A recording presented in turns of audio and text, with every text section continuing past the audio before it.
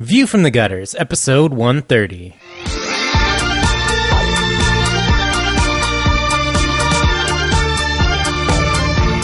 Welcome to View from the Gutters, the comic book podcast where each episode we discuss a collected edition, trade paperback, or graphic novel, and then recommend and vote on the book for the next episode. Warning: the discussion portion of this show has massive spoilers for that book. On this episode, we discuss sex criminals, and to skip ahead to the recommendation section, skip to 129.54. Alright, episode 130, right? Like you look at me for that. I was gone last week, I forgot. 130, I'm Andrew Chard. I'm Kaylee Fleeman. I'm Kit DeForge. Brant Gillahan Eddie. And I'm Ken Reynolds. Yay! And, yeah, Joe's not here, and Tobias sick, and so here we are. And I did not die last week. No, Just which is spoilers. Good. You didn't die, and we lived. covered everything from Temple of Doom to defunding Planned Parenthood in the last 20 minutes. So Yeah, so we're ready to talk You about threw sex into the criminals. Lazarus pit. You did, Yeah. in fact, die. You just came out of the Lazarus pit Right. and crawled in here like Yes. some sort of pond scum and started So, recording. Yeah. if you want to hear us go through 20 minutes of ramblings before we start recording, you can support us on Patreon and listen to our live stream. So we do have episode sponsors. Addison Appleby, Brian May, Brandon Hill, Tony Cortero, probably. Yep, that's it. You got him. There we go. That was from memory, everybody. Boom. That's how much I love you. Bada bing. And yeah, thanks to everyone who's supporting us on there. And welcome to the show, everybody. This week, Kayla, this is your pick. Yep, You're saying it's sex criminals. yep, Because you love sex criminals. I do. And she judged me for pointing out sex criminality. That's Yeah. what you just did. No, I okay. think you love them more than I do. Yeah. Well, maybe. you were saying that anything beyond cuddling constitutes criminality. And I think stand by that's that's toxic. Yeah. That's just, this is why young girls get knocked up. This because is- of Is it language like because that. of Oh, sex that's what I'm criminals? Wow, saying. we should ban this Man. book. You know what? This is actually about banning sex criminals. You thought we were going to talk about the book, but I think this it's more one of the important that ones- we ban books and Yeah. burn them. Okay, Was this a book that people wanted to ban? I'm sure. I'm sure somebody somewhere. I But can't this wasn't wait. one of the ones that, like, what was the one that girl wanted to ban? Oh no, that was she was from Yucaipa, which was actually 15 minutes from where I grew up. I Yeah. had friends who went to that college. They had Sandman in her course. Mm-hmm. They had I can never say it right, Persepolis. Persepolis. Yep, that's Yes. Okay. They had that in her course, and she had said, I thought I was reading Batman and Robin, not pornography. And it does not surprise me a lick that this girl from Yucaipa, because it's an 82% white, complete bumfuck, like asshole of California area. Yeah. Hi, friends living in Yucaipa. Sorry, Hi, my everybody, but sister you living in probably- Yucaipa. You probably already know this already. Oh, This totally. isn't No, new I lived in information. Yucaipa. I lived in Yucaipa for I think it was 3 years. And I knew a lot of people that went to Crafton Hills. And it surprises me not in the least that there was somebody, again, 82% white, very Christian, very conservative area. That was like, yo, I can't handle Sandman. I can't handle, the experience of somebody from the Middle East. That's scary shit. Yeah. So I wouldn't be surprised actually at all, though, if this came up as her sex criminals this came up on is banned books. More pornography than Yeah. those two works. I mean, it says so on the outside. It says so on the tin, but immediately you're going to get people being like, I didn't know because I didn't pay any Some attention. people don't know how to read. I I've said picked up this a book called I picked up a book called Sex Criminals, and I was surprised because there was sexuality in it. And Just like criminals. the woman who came up to me on the counter and was just like, "Hey, I picked up this movie for my kid, and there was so much violence and swearing in it." And she tossed Kick-Ass across the desk at me, and I was like, "Are you fucking kidding me right now?" Yeah. It has It's ass like- in the title. Yeah. So Sex Criminals is actually about abstinence. Yes. So, if you want to practice abstinence-only education, you just don't pick up this book. Well, Right. Sex So, tips in it. Kaylee, why did you recommend So I Sex recommended this criminals? because this is a great book. There's been a lot of discussion about it, kind of in the Tumblr sphere and just on the internet in general. Yep. Like you do. And I realized that we hadn't talked about it yet, and I think it's an important work for a number of reasons, and it's just what's hot right now. And so, So you hot know, right so now. so hot hot right right now. Sexual joke. I was thinking So more I wanted to Zoolander talk about person. That's what I was Yeah. thinking. But one of the things about this book that is really actually just amazing for being a comic book and a comic book about sex is how healthy the discussion of sex is and how well represented people are and experiences are, and how there's no, trying to find the right word here, like the mystique of sex is kind of taken away, which I think is something that's really prevalent in our culture in certain ways and many other cultures in different ways. But this kind of talks about sex as, yeah, this is the thing that happens. This probably doesn't happen to you. This is when sex would be weird. And that would be if you stop time when you orgasm. But everything else, as long as it's healthy and consensual, it's pretty okay. You know? And so, sorry, I'm kind of losing my train of thought here. Basically, the conversations that happen in this book are really important. The ones about sexuality, the ones about past experiences in childhoods and mental illness and emotional, or what the characters see as their emotional shortcomings, things like that. And this book just handles it really well, and with this air of humor about it that makes it really accessible for everybody. I have a question. And this is really going to impact nothing about how I feel about this book, although it'll make me kind of tut Matt Fraction. So, one of the things that gets brought up is that the two main characters need to kind of orgasm simultaneously to enter into the quiet at the same time. It's called Cumworld. Well, Cumworld. Yeah, it's called we use, quiet. No, it's It's the Cumworld. quiet. Yeah. Thanks, Kit. So if You're they welcome. have to do all this work to synchronize, then how do the sex cops show up? Because there are multiple instances where Yeah. where they are able to leave each other locked in time. Right. Both the sex cops and the two main characters. Right. And it has at no point, as far as I could tell in the first 10 issues, been reconciled. Now, it has been implied by that the head sex cops basically is like so on her kegels that she might be able just to kind of make her orgasm at will. Or But something she's in not that the vein. only one that shows up because he dildo fights the guy in the So basement. how are they Yeah, that is three important. synchronizing with them? Especially because, as far as we know, the only piece of tech that even registers that activity says Is when it the has compass. already happened. Yeah, the Right. compass. So The compass. my Hey. theory on this, and it's not in the book, and I think you're right to tut Matt Fraction about this because it hasn't come up and it's an easy fix, which is in the same device that somehow tracks magic orgasms, the compass, could just like switch on the vibrators in those people's pants so that when there is an orgasm, they also like get a sweet rush of adrenaline and go, oh, okay, now we can be in Cumworld with those other people. However, it's never been addressed. You're right. In fact, they leave them somehow in the car. Right. Well, Because I she forces them out of. right by basically the gun. It's implied that the gunplay makes the refractory period for them reset. That they basically become interested in sex again because they're turned on by the gun. Well, but just that one woman, because the gun's pointed at her. Does it somehow also? No, I think trigger all of three them, all three of them are like, oh, so that's how. Yeah, apparently.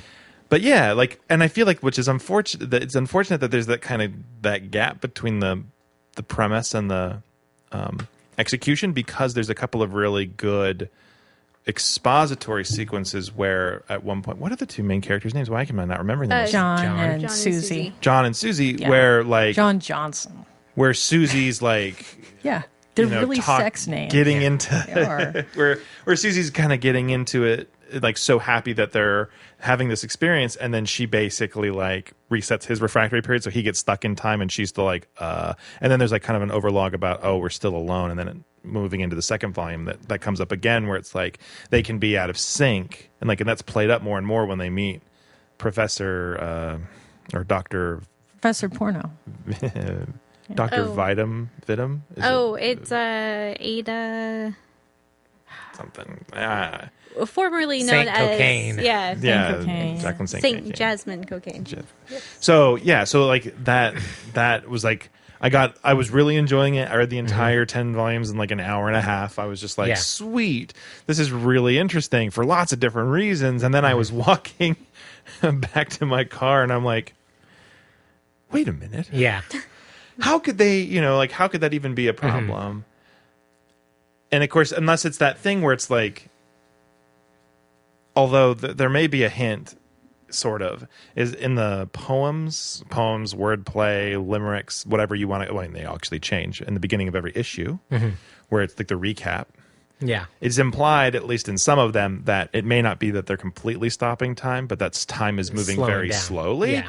So maybe it's a localized effect. And so the farther away from it you are, the more in real time you're acting. And so if they see on the compass that an event is happening across town, they can orgasm at that point and then go across town and re-enter that localized event. Maybe. But again, we don't know. That's the problem, I think, with a lot of sci-fi, is once you try to break the rules of how the universe works down to create new and interesting plot points, to be like, oh, well, the magic only does this and this and this, and so that way I can have this specific situation happen for these characters here, here, and here, and this one thing happens. Right.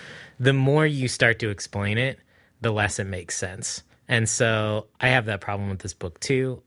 Just like a lot of science fiction, I'm willing to overlook it because I'm interested in where it's going. Right. But it does create a lot of problems because reading works, science fiction works like this, part of the fun is like trying to figure out what's going to happen and like playing along. And if the reason you can't play along and you can't look ahead is because the rules aren't consistent, right? It can throw you from the experience, or it can throw me at least, as if like, well, wait, but you never said that it could do that before. I didn't know it shot lasers. Like then it can kind of like kick you out and be like, well, that feels cheap. Right. So I hope that never happens. I think I would be nice to know, but again, I kind of want them to explain it less. But they seem to be getting more and more into other people have different magic powers. Right. Because she does the ghost thing, and in issue 11, which you guys haven't read yet, they find another guy who does different stuff. And I don't know. They seem to be like chipping away at the foundation of their own universe. Yeah. Or reestablishing it. Yeah. I don't know. Maybe they're hoping they can get away with some of the things that aren't terribly consistent or that well explained on this larger premise that the main characters themselves are figuring out their own abilities and sexuality in this way. Yeah. I think it would be interesting, too, just to see, like, with encountering more people with different experiences, like how the book changes both from the perspective of the main characters and then as a reader, as a reflection, I guess, of people's growth and experience through their own sexuality. Yeah. I mean, if they could get away with it, I think. Well, I think that's the thing, is that I think the reason were even able to get away with it, as far as I'm concerned, for the 10 issues that I read, was that the character work and the interactions and a lot of the dialogue and story in general is spent really more about the inner character tensions and the exploration of, like Kaylee was saying, the emotional landscape of the characters, the sexual landscape of the characters, and all that stuff. So in a lot of ways, I don't think you ever needed the sex police to show up as any kind of antagonistic force, except that it just it's being used as a device to create more tension at certain points. Right. Yeah. I mean, but at the point that basically John finds the dossier, like, you really don't need them around per se, because just the dossier itself makes it so that they can find more people and then can keep exploring it. But the problem is that even as of issue 10, they're putting a lot of stock into the whole thing where it's like everybody has to synchronize, they have to send text messages, they have to do all this stuff. They go through that whole trouble with the 2 hotel rooms and stuff, so they have to go through all that trouble, but it just makes it, I think that's actually why I finally, like, it really just kind of like percolated to the top of my head, is that, like, well, then how are the sex police ever going to show up again if there's so much work that has to be done to synchronize? And how did they show up in the first place? It's like, that's where it started to fall apart for me. So I guess it'll be interesting to see how they handle the notion that other people enter that realm and how they go about it. Or maybe that, or realistically, maybe the reason the sex police are the sex police is that is their power. Right. Is that they can asynchronously orgasm and then enter the quiet. Right. Cumworld. But why? Cumworld. Why, though? I mean, I think a lot of this book, I have an amazing amount of problems with this book. I still really, really enjoy it, and I don't quite know how to balance that. Is like I have almost nothing but problems for this book, but I still get a lot of enjoyment out of reading it. Why are they in the book? Well, okay, I have to assume that at some point they were like, oh, they come up with this idea that was, we have this idea for if these people orgasm together, they can stop time.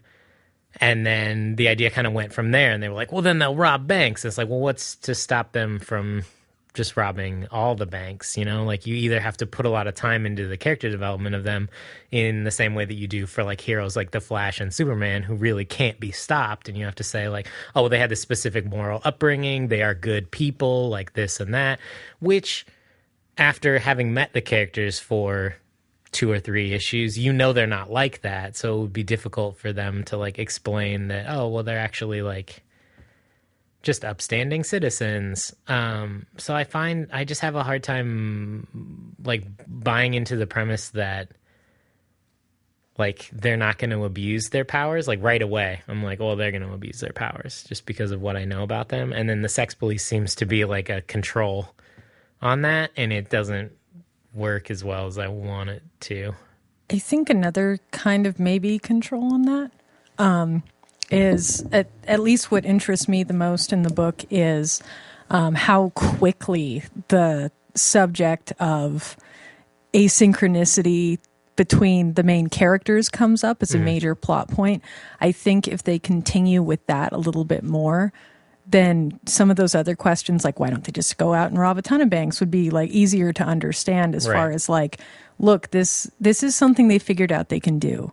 Yes, there is a novelty to this thing. Yes, it's special to find a person that understands what you're able to do in this case, but even more so, that doesn't mean that they really are synchronous with each other in other aspects of their life. And that's why I'm really happy that they bring up the mental health issues with John, that there are so many roadblocks to this whole thing, or the synchronicity thing specifically. Like we have this obsession when we talk about sex too in our culture of like, oh, it's so much more romantic and beautiful and magical and special if people orgasm together. There's this weird tie up in it to where like there's something ultimately better about like somehow just arriving at the same time. And I always kind of wonder about this, and I'm interested in the development of this in the story. Right. Because like there is so much odd like work and pacing that goes into them doing this, not just for the plot device, but for this idea that like if you have this thing, if you are synchronous, you are thus better and happier people. Right. Which I'm really happy the mental health thing comes up because there's so much pressure in this relationship and in this idea of everybody getting like, I mean, no joke here, but like tit for tat kind of thing. Like everybody has to get the same thing for it to be an equal relationship. Right. But in real life, there are so many times when somebody doesn't really feel as up to something as someone else. They're not really on the same emotional page as their partner. And I don't think that necessarily means that if they're not 100% synchronous, they're not happy. Well, and I kind of want them to run with that a little bit more. Yeah. I like the metaphor of like, of the stopping time kind of as like, oh, well, you've got this like sexual experience that you can share, and the more comfortable you get with each other, the better that sexual experience becomes. But how their lives drift apart, and it's just because they're sexually compatible and synchronous doesn't necessarily mean their lives are going to fit up. And that's very true to real life in my experience. But it's also interesting because going back to breaking the rules, there's times when it's clear that one of them is giving pleasure to the other one, like in an alley or, in a bathroom or whatever, and they don't both synchronously. Yeah. That's right. Sometimes too, it's just I think that it's got to be about drag each other into the quiet somehow. Yeah, where it's like, do you serve? Is it serving somebody else that I guess in that respect, where you're saying somebody gets more pleasure or is giving pleasure and somebody's receiving it, like in in sexuality in general, or in like just talking about it, I guess I feel like there's this whole funny idea with like who gets what and who gives what. Right. And I guess in talking about their abilities and what they're doing, this push-pull kind of thing, I wonder how much of it is like this scorekeeping, tallying kind of thing of like, are they able to do more of these things because it makes them happy to do that for somebody? Right. Or in that sense, is the pleasure itself kind of a power to an orgasm? Like, you know, like what fuels it and what would, say, make this Cumworld thing more powerful and more potent or more lasting? I'm curious. When they're doing the bank robbings at first, they're clearly like on the same page, and even though one is like going down on the other in an alley or whatever, and they're not both simultaneously finishing at the same time, they're at least still mentally on the same page. Yeah. At least still mentally both in it. They're still both getting off. And the one time that he goes in and she's just like laying there on the bed is when they're having tension in their relationship. Yeah. So I think, I don't know, man, I wish this was less about the sex police and more about just the metaphors of... You know what it Exactly. is? The I feel the same way. refractory period is the midichlorians of sex criminals. They should never have mentioned that specific That's actually really, I feel that. I absolutely feel that. Because I think that what you were just saying, Kit, makes complete sense if you were talking about it in that sense of like sexual energy, like giving, like, because people do get off on giving other people things, and if you're hooked up with your partner and like all that stuff. So if they would have just left it more nebulous and never said, oh, you know, it's my refractory period, blah, blah, blah. And then it's like, oh, well, the force is strong with you today, John, but you just came, so I guess you're not going to be doing any more force pushing. Right. Well, Kaylee's talking about this, the veil. You were talking about this veiled mysticism that surrounds sex, and talking about the insistence of the authors of like ripping this away and like, we're going to talk frankly about sexuality, okay? And I feel like maybe it's not the worst thing to leave, like you said, some nebulous kind of aspect to it, because it is something that people, you can talk science when you talk sex. You can talk about like, you know, what chemicals are going when and what's happening to, you know, muscles and body parts and what part you rub to do what. a lot of cramping. Yeah, or, you know, crimping. Crimping, you know, a lot of crimping and blimping and crimping. And cramping. Brimping and crimping. Yeah, brimping. Snuggles for your bruggles. Yeah, snuggles for your bruggles. You know the stuff. I feel like it's okay, or it would have been better, like you said, to leave some of that mystery into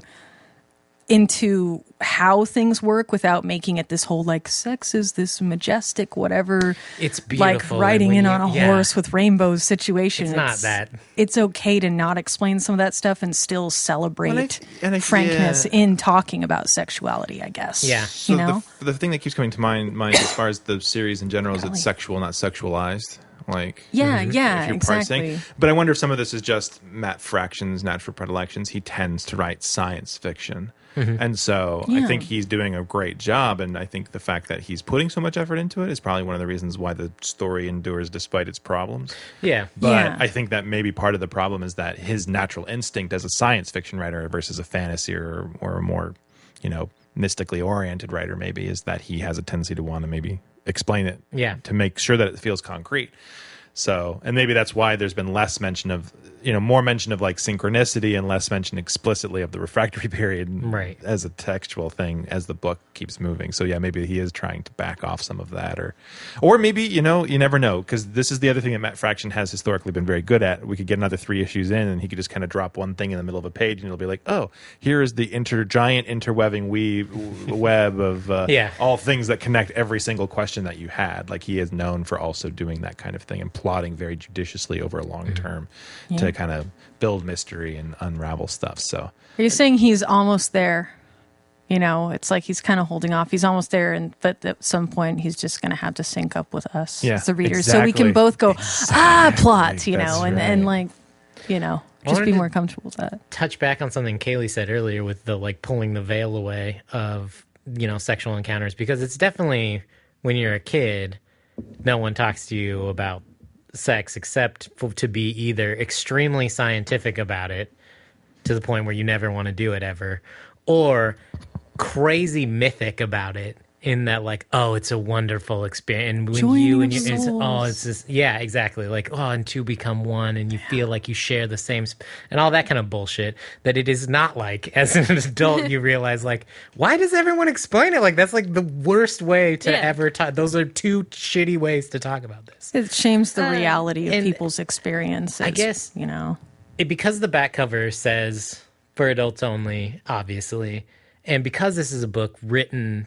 very much about adults, by adults, for adults, does it matter that they're pulling the veil away? Because people who it really like would benefit to have that veil pulled away, I feel like aren't really adults in the tight. though. Yeah. There's so many adults, Really? like so many adults that don't know basic things about sexuality. There are so many people who have entered their adult lives, relationships, for sexual relationships, who don't know a lot of what's going on with them and have to learn either through or with their partner. Like again, with Come on, Kaylee. my upbringing, conservative Christian, like we didn't discuss these things. I never took sex ed, where I was, I didn't, I took first aid, instead because, my family thought it was a place for family to talk about. That conversation never happened because I was too afraid to ever speak to my mother about these things. And I found out things from books. Right. And so, I'm 29 years old. It was remarkable the number of things I had to learn from my partner based on these things, or seeking out information on the sly and still feeling weird and bad about it just because of the way you were brought up. Yeah. So I think there's so many adults that still have that. And like I there can be guess I 50, shouldn't- 60 years old women who have no idea I shouldn't how to make judge themselves because orgasm. there has been a lot of ink spilled about sexuality. There's lots of great, like Talk Sex with Sue Johansson, which a lot of that was my cultural upbringing on sexuality, which we would watch late at night when I was like 16. But because I once on a girl I know and was sleeping with at the time's bookshelf was the big book of lesbian sex, which was like 9,000 pages long. Yeah. I'm not sure why it was so complicated, but I don't know. And so You still get adults asking these if there's questions that of queer much- people, if there are that many pages that can be written about it, I mean, I think I'm in the wrong in saying like, it doesn't benefit anyone. So Well, go ahead. No, Okay. One of the things, and this was definitely something I was thinking about while I was reading this, is the page where Rainbow Richie is describing all the different methods of birth control. That honestly should be blown up into a poster and posted over like schools and like youth meeting places, because I honestly actually learned a little bit about those sex methods or those like contraceptives. Thank you. like- Yeah. yeah, That one. talking about like I'm 31 years old and had cervical. never heard of an IUD. really? Yeah, Really? Yeah. See, that's and it's a great example. and you it's know? things that like even though you won't be getting an IUD, but But I now know it's what one useful you know information what to it know. is, and you can make and like a potential partner can make an informed decision about the best type of method for you. And there are things that definitely fall through the cracks. Oh, yeah. In education, if you ever got all an kinds education, of cracks. Yeah, yeah, all Yeah. sorts of cracks. yeah. That's what I'm saying. One of the things I wanted to talk about too was Suzy's upbringing, where she is trying to ask a legitimate question, like what happens after you orgasm? Like people, She can't even ask. yeah, she when can't she ask. finds this out because She asks, society's yeah, changed she that. asks her doctor, and he says, "Well, usually you fall asleep in the with arms of your husband. That's Yeah. right. Yes. And Yeah. so she's made to feel dirty. Well, yeah, I for think it's a asking good- her doctor. Well, I think it's a good tour of that whole mythologizing or or lack of like. I thought that was a great survey of the kinds of like yeah. realistic experiences a lot Yeah. of folks have. Yes. I want to say about the is it Rainbow Richie? Yeah. Yeah. His whole like going through the contraceptive techniques thing. I think one of the things for me that's really appealing about this series is that clearly like Matt Fraction and Chip Zdarsky are like pistons in the same engine together. Like they're clearly synced up really, really Yes. well, because there are certainly things happening here between the two of them that I think either they really are in tune with each other, or they have really talked to each other a lot about how they want things to present. But They have. the contraceptive thing I thought was hilarious was that the entire conversation is this big info, like expository info dump, Yeah. which is almost a little like weirdly scientifically preachy, but useful, especially in the context Absolutely. of this book, which kind of has this mission of being both serious and tongue-in-cheek simultaneously about sex. But it's against the backdrop of her basically sexually fantasizing about him. Yeah, as he's stripping. As he's his like clothes taking off. all his stuff off. So it's, you know, and of course there's also the kind of often joked about, at least in some circles, tension between like how uncomfortable it is for women to be in the middle of these physical exams. And I know that there are some comedians who often talk about like how gynecologists will like want to talk to them, and it's like, no, like can we not be having like these conversations? But clearly in this circumstance, this character and this doctor, she's like, okay, actually I'm okay with this conversation. He's like, well, let's talk about all these different things. Right. She's like, yeah, let's talk about all these different things. So I just thought that whole like package is kind of, for me, what this whole series is about, is like it is both serious and funny at the same time in a certain sense. And I think that's one of the reasons why, like you say, Andrew, blah, blah, that even though there are problems, I still found myself enjoying it quite a bit. Absolutely. I think, and Matt Fraction has gone on record many, many, many times to say that Chip Zdarsky does not get the credit he deserves for coming up with a lot of the stuff that is in this series. He's not just an artist. He is a co-creator. People will often give Matt Fraction all the credit, and he's like, it's not just like Chip Zdarsky is as much a creator of this book as Matt Fraction. I think that's if you worthy read to the know. letters pages, you can actually tell that Yeah. Chip Zdarsky does a lot more work on those than. Yeah. Well, Matt Fraction did a great article type thing. I think he did it through like Tumblr and Twitter, just kind of through all of his social media, where he was talking about his collaborations with other creators, and he hates that when people talk about sex criminals, they only will mention his name. He's saying it would not exist without Chip. Yeah. And he mentioned a lot of other books that he had worked on too. Like they would simply not exist without my co-creator. They are not Hawkeye. They would not Casanova? just have different art. They simply would not exist. Yeah. And so I think you really see that specifically in sex criminals. Also because they're really open about their like process together, and they always are posting like on Tumblr and things about different stuff that they've done together, or like hanging out. Chip is a brilliant writer, also a hilarious man, one of the best Twitters in the world. Yes. But also his work on Howard the Duck is fantastic. So he's clearly talented in and of himself, outside of the field of art as well. When was it that we were in here, and I don't remember who said it, but I think we had brought up sex criminals, and there was some joke of like, oh yeah, the husband and wife team, and we had to like reorient and be like, you mean Chip and Matt? And then it was just kind of like, oh yeah, those guys. It wasn't Matt and Kelly. It was Chip and Matt, as evidenced by those beautiful pictures of the hands on the shoulder pictures. I love those, the alternate covers. They're perfect. I love them so much. I like the there's two, one's a writing gag, one's a sight gag. The Wicked and Divine porn shoot sight gag is pretty hilarious. But I really like the Fat Bottom Girls Post-it note thing. And actually why I grabbed Kaylee's volume is that I have digital copies of the individual issues. Right. And the Post-it notes are slightly different in the collection. Yeah. So are they? Yeah. Well, so because they promise in the singles to put it in the trade. They like in the singles, they're like, maybe once it's collected for the trade, we'll be able like, to afford the thing and all this stuff, which is why then in the trade he's like, well, I guess we weren't able to pull it off. I'm really sorry. He's like, a couple of those notes that you just read were reused. I should feel bad about that, but I kind of don't. But I wanted you to feel like you were getting your money.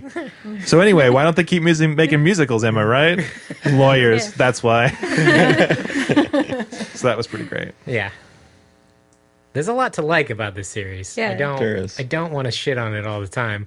Well, I love other sight gags too in this, or all the posters and stuff. Oh my god, the porno cover names. Yeah, the name of the books. I'm trying to think of all of them. There's in the what is it officially called? Like the Big Hard Sex Criminals edition. Yeah.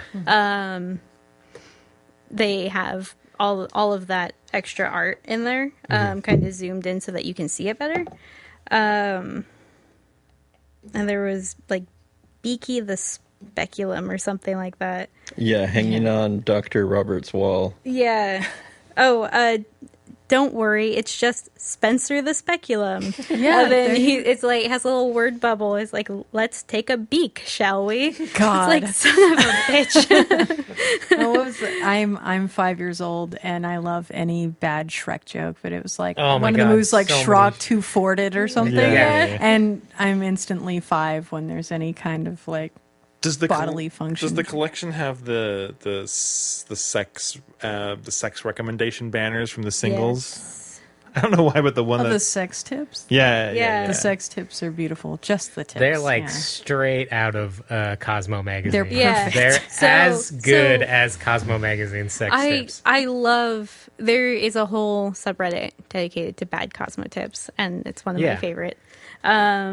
Because it's a garbage magazine. Yeah. Sorry, everyone that likes Cosmo, but it's trash, especially the sex tips. Because there's always a guy in there who's like, you know what I really like is when someone takes a hacksaw to my balls. And you're like, thanks, Billy. Just Yeah. grab No. it like Thank you're you. milking a cow and just Just- yank, you Yeah, know? you're like, Yeah, "What? That is like, not great. Your kink is excellent, and I'm not kink shaming you. I'm yeah. glad you like that. But now But it's for printed in a fuck's sake. magazine. Thousands of people are going to read that, and someone's going to try to take a hacksaw to someone else. There was a real one of sprinkling cayenne pepper into a vagina. Oh like my to spice God. things up. To literally spice things Yeah, up. don't do It's like, that. don't do Don't. that. Don't ever. No.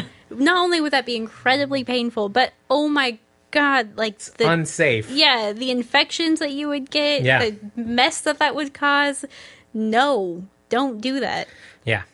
But Thanks, but Cosmo. unlike those tips, just the tips from sex criminals are all true, and you should apply them. All. Every No. last one All of of them, them. especially. Like follow them. Denying your partner's satisfaction can be a real turn on for both of you. Blindfold your partner, tease them with light touches, and then move to a new city. Yep. Yeah. Do that. Yep. It's called ghosting, people. Yeah. It's fantastic. Well, now that you gave it a name, it's a real thing. No, it's totally. They totally have articles about this kind of thing. I mean, not necessarily the like touching and leaving thing, but like people leaving relationships. They call it ghosting, where it's like they're dating this whole time, and then just like out of the blue, their shit's moved out of the apartment. They never speak to him again. Yeah. That's the best way to do Man. it. So, real quick, I also, because Brian May asked that I talk about it, the cover behind the dust jacket Yes. Christ. of the Big Hard Sex Criminals edition, whatever, is a book about euthanizing your pet called Down Boy, written by Dr. Matt Fraption and Chad Zdarsky. It's a dirty. Yeah. And the tagline on it is, when is it a good time to euthanize your pet? Is it ever not a good time? Asking the hard questions. Yeah. Yeah. You know. Well, it was funny because I had to go to court today. And I wanted to take off the dust jacket because I was like, well, maybe I could get away with reading this while I'm waiting. And then it was just this, it's a picture of a dog about to get a euthanization shot. I was just like, oh, or not. Case or hermit. Yeah, maybe I should just leave this at home. I don't know if that's better or worse than Yeah. reading something called Sex Criminals. The benefit of reading on your iPad. No one knows what I'm reading. Gross. No. That's been one of the fun things of like place these on hold at the library, and so it's staff holds on my part. So there's always these really fun sort of faces that happen because I mean I usually get a lot of like horror movies on hold, so there's plenty of those like, kid, I think this is yours moments where they kind of hiss and hand me an item. But it is really fun to have one of your coworkers who's like 65 be the one to get your library hold and be like, here you are, Kit, sex criminals. And I'm like, thank you, you know, Yeah. trying to plaster the smile on like, yes, I am reading this. Don't look at me like that. You know, who are you? This thought keeps flitting in and out of my mind. What I find fascinating about this book is that I know it's been divisive, and that I can't remember if Kit's anecdote about the person complaining about reading certain graphic novels as pornography is was before or after we started the show today, so some people may not know what I'm talking about. That was during the show. Oh yeah, I think we've just started talking about things. But what's hilarious to me about this book is that this book treats sexual content basically as on par with violence as far as its level of graphicness and plaintiveness, right? Mm-hmm. Like, there's not explicit sexual content in here. It's not like there's a never-ending, portrayal of all matter of anatomy doing every graphic thing possible. There are different representations, but just like or it's even less comparatively to violence. Yeah. And I know that this is something that we do have some non-American listeners that might find, I explicitly wanted to mention this because America is so puritanical about sexual content. Yes. And I know that it's a big point of cultural confusion where like even British writers are like, yeah, you could literally show 10-year-olds in the United States like defenestrating men on TV at 8 o'clock at night. But if two people, but if like two people like start rubbing up on each other, it's like, oh my stars and garters, America, America, oh my God, what's happening? Right. Yeah. And it's if you just show like, a little kid a boob, his head will explode. And he dies. Yeah. That's a fact. Yeah. True. And so there's this. So I think that some of the humor of this book and some of its power, I guess, for lack of a better word, is just kind of being like, yep, it's sex stuff, yep, it's graphic, sometimes funny, awesome, hilarious, just like violence. Like sometimes violence is hilarious and sometimes it's really not appropriate, and really, and sometimes it's kind of all of those things combined in the same time, and you don't know how you should feel about it. Yeah. So I wanted to bring up, Toby is over here being like Debbie Downer.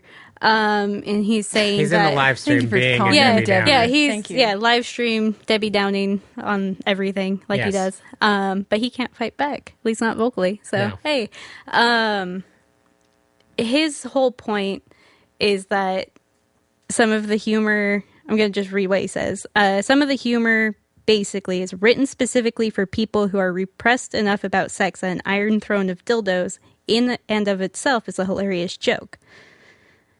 I disagree with that. I feel like the dildo sword is isn't awesome, and also I think a reference to Saints Row the Third that like made the big dildo weapon. Right, and I think for like in Saints Row, that was sort of the case. It was people who were just like, "Oh my God, sex, ha ha, that makes it funny," and this is kind of turning that on its head. Where it's to be honest, though, it's not the sex part of a 14-foot dildo, or like a huge dildo sword, like a 2-foot dildo sword. Like, it's not funny because it's sexual. It's funny because it's a giant flapping dick sword, right? But like it has. I don't feel like that's. But it draws like its an edge of humor sexual. I mean, there's. Yeah, but I really don't feel that way about this book because, like, growing up in a pretty conservative family, if I had read this when I was in my teens or something, I would have been mortified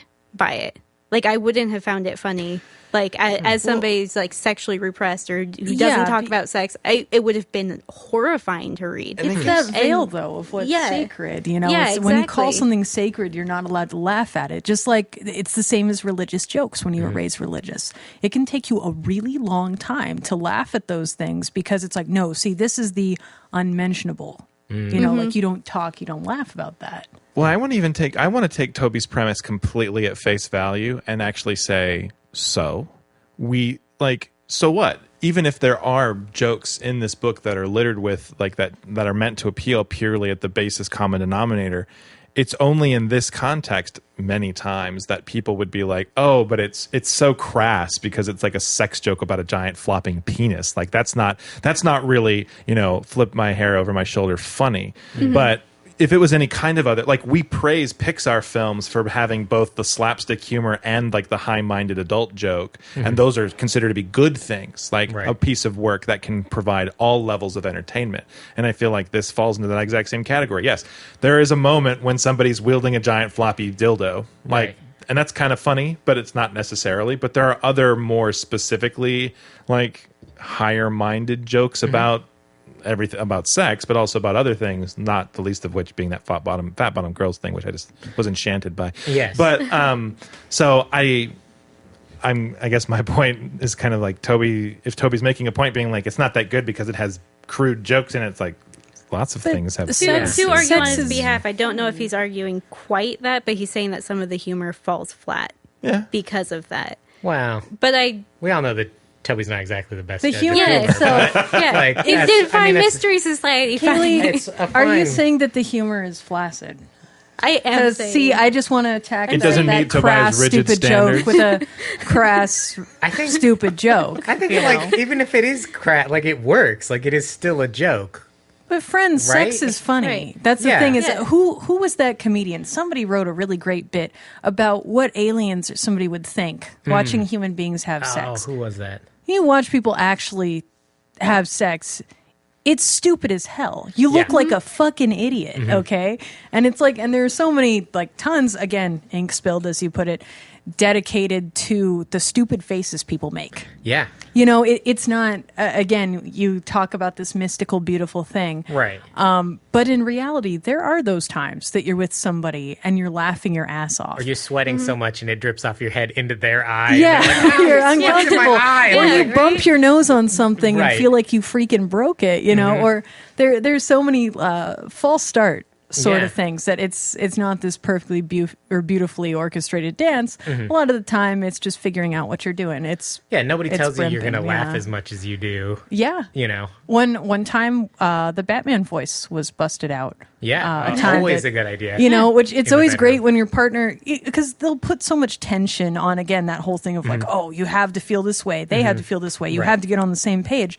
That sometimes what should just be like an enjoyable, relaxing act becomes this really stressful thing. Oh, absolutely. And it's actually like, it makes me think in Japan, they were talking about having people from America coming and talking to young Japanese people because there was so much of an onus on young men to do everything in sex culturally that it was like people didn't want to have sex and have children because There it was deemed is- too much of a fucking responsibility There's a that it wasn't huge enjoyable. subsection of know? Japanese youth culture that is like, nope, sex isn't for us. Not only because like the cultural pressures on it because of the media or like society, but also because it's considered time consuming And dirty. to cultivate a sexual relationship with someone else, where it is much easier to just have a lot of friends. And so there's a lot of Yeah. youth of Japan who are not getting married and not having kids.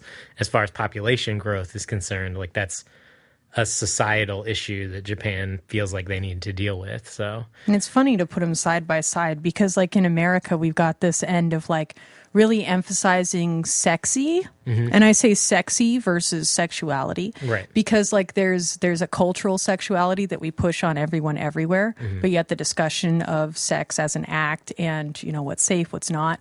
That's pushed away, but we'll put sexuality in the front of people's faces and then not talk about how to do those Right. things safely. every and Bud responsibly. Light commercial, every Yeah. Carl's Jr. commercial, which just like is confusing and strange, And it's funny, especially to 'cause, foreigners, yeah. but also just like is weird. But Japan will have, these, again, really like sexual things in their media Right. and whatnot. And it's like there's this opposite kind of social effect going on where it's like, this doesn't actually seem fun. It just kind of seems like something you have to do correctly, Right. And so I guess like my point is just talking about the seriousness or treating sex as an extremely serious thing. In the context of this book, there are so many times that you are not going to be serious. Yeah. That sex doesn't need to be serious. Right. That it can just be enjoyable. That I think it's okay to have these stupid I think- jokes like that. 'cause Why you'll would have you? stupid- Why would you have sex with somebody that you couldn't laugh with? Exactly. Yeah. In a lot of ways, I think the book is like sex. Like it is many things at the same time. Like it is both serious, romantic, funny, crude, crass. Like it can be all of that stuff. Awkward, depressing. Yeah, exactly. Absolutely. Oh my god. Yeah, on every level. And I think that's why the book succeeds a lot, is because it is written with the experience that comes with age. And it doesn't feel like it's written by a 14-year-old writing about what they think sex is like, which is what a lot of movies feel like to me. Yeah. Because either they romanticize it or they make it like a very like titillating experience, and it is just there for male or female gaze, to be like, aren't you turned on Male. by this? Well, sometimes female. It depends on what movie No, you're watching, I but know, whatever. I'm just making a joke. And I think that I like that this book works on a lot of different levels. I think it's important. But to play a Toby here, Cade, you've been awfully quiet tonight. I have been, because you guys have been having this really great conversation that I kind of feel like a listener right now, because this is kind of amazing. But so I have a very different take on this book than I did coming into here from your conversation. And I agree with a lot of the points, especially that Kit was making, which I don't actually remember right now what those were. But Neither do I. I was nodding more at her than the rest of you guys. So It's a lot of talking. She's out winning my the ass. conversation The right Cade now. nod meter Thank is. you. Thank yeah. you. That's clear. I don't know. I really like the positive portrayal of sex in this book, and I think that it's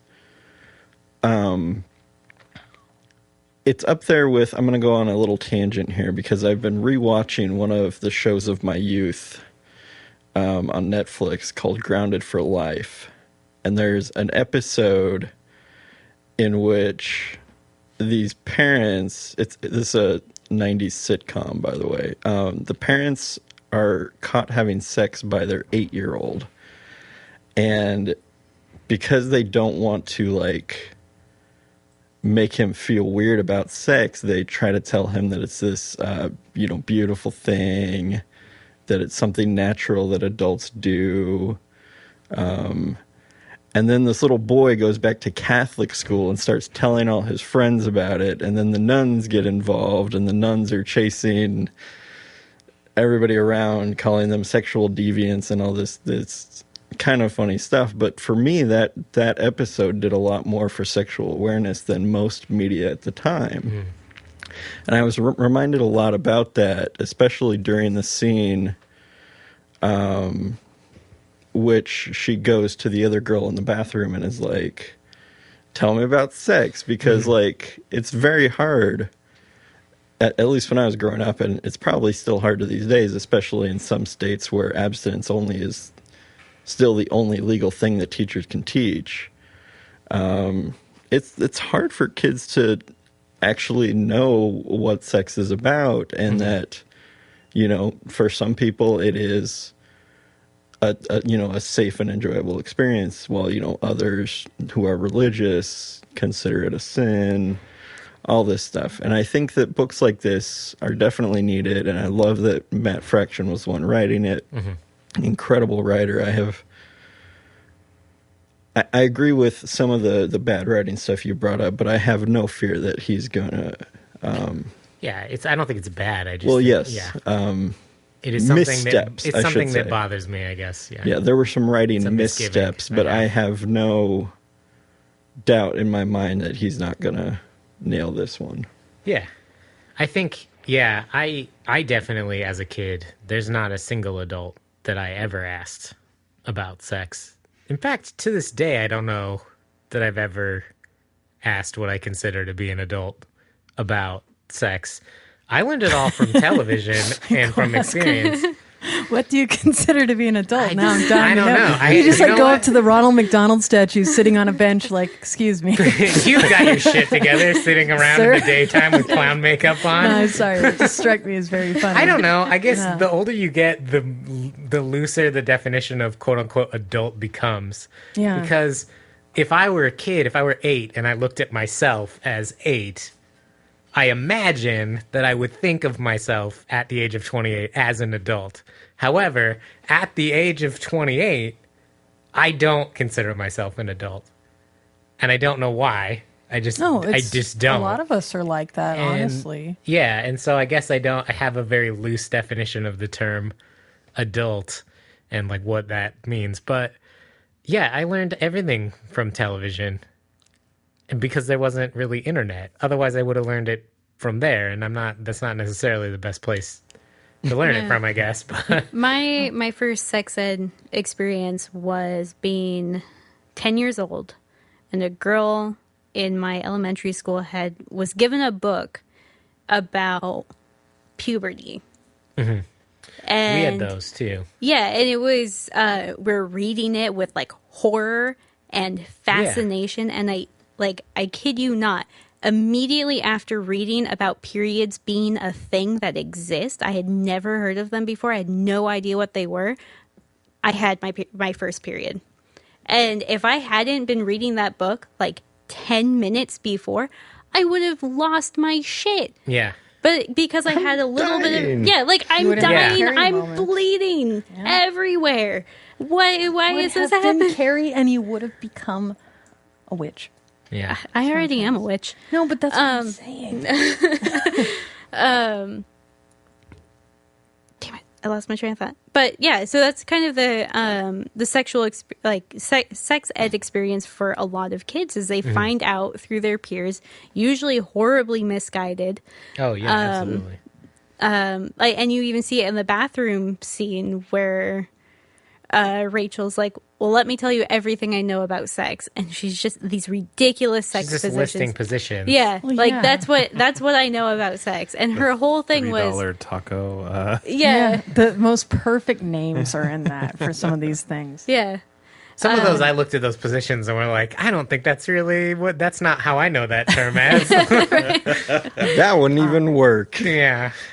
I talking about this sort of thing where we're all thinking about like, how did I learn about these things and stuff like that. I keep again mentally landing on one word that I think that it's completely.